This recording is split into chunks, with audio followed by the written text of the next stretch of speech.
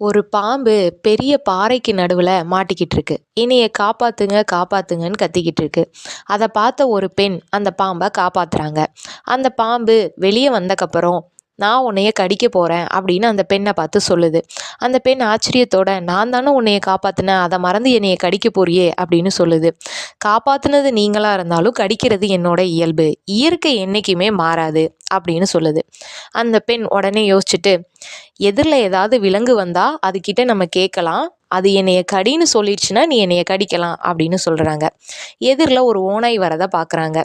ஓநாய்கிட்ட நடந்தது எல்லாத்தையும் சொல்கிறாங்க.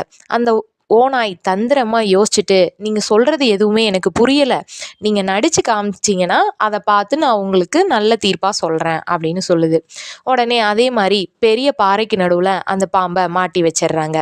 உடனே ஓநாய் சொல்லுது, இந்த பாம்பு முதல்ல இருந்த மாதிரியே இருக்கட்டும், நன்றி கெட்டவங்களுக்கு உதவி செய்யறது என்னைக்குமே கடல்ல கரைச்ச பெருங்காயம் போல பயனற்றதாக தான் இருக்கும். Download ShareChat.